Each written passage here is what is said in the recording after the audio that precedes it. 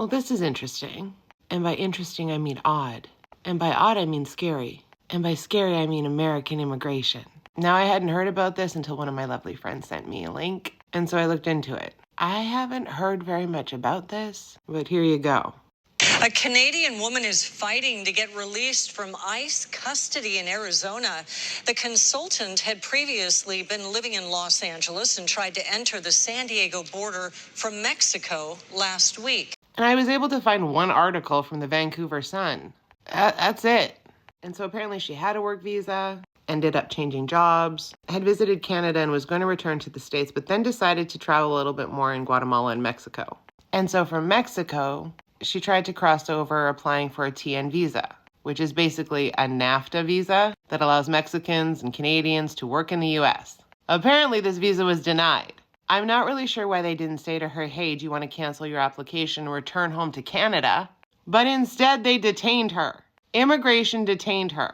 And then ICE got involved. We were up for 24 hours, wrapped in chains. She talks about how they have to sleep on mats on the floor. It's the chains part that I don't really understand. Why do they need to be wrapped in chains? And I thought it was weird, but she's not the only one. There's also someone from the UK that is being held by ICE. She went to the US and was staying with people, basically doing chores in lieu of rent. And so she tried to come up to Canada and we said, no, that's considered work. And when she tried to go back, they detained her. Again, I don't know if they asked her if she wanted to withdraw the visa application and go home. Now, in the first scenario, apparently our government is aware of it. The problem is she was trying to enter the US from Mexico. And apparently we can't intervene when someone is trying to enter another country, even though they're Canadian. I mean, this might be an exceptional circumstance considering the political climate. All of this to say, make sure you know what fucking visa you need before you try to enter the US from anywhere. But number two, for all the people that are like, yeah, get rid of them immigrants. ICE, ICE, baby, let's round them up and send them back to where they came from. I think you want that to apply to people who are not palm-colored. Except it's happening to anybody, without question, without answer on what do I do now. This woman has been in custody since March 3rd. Nobody has told her what she needs to do to return to her life, her job, because she thought she was applying for the correct visa.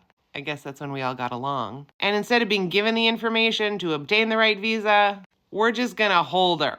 Mooney claims no one has told her how she can get out. I have never in my life seen anything so inhumane.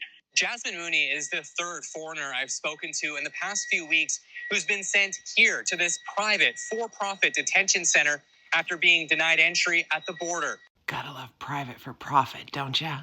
I don't know what the hell's going on, but people need to be aware of this. And I don't know all the details. I'm just going by what I read, what I saw. But people fuck up on paperwork all the time. If it was just a matter of getting the right paperwork done, why has she been detained in chains since March 3rd? I know what you're thinking. Maybe she was crossing the border with a balloon of something in her. I don't think so. By all accounts from her friend and her mother, girl was just trying to go back to her job. So I think countries need to question what the hell is happening to their citizens when they travel in and around the US. Because apparently ICE is just gonna snatch you and throw you in a for-profit detention center. Neat. Anyone from the consulate is watching this. Can you try to do something for this girl? Like if she did something wrong, okay, whatever. But if she is a Canadian citizen being detained by ICE unjustly, in fucking chains, elbows up, bitches.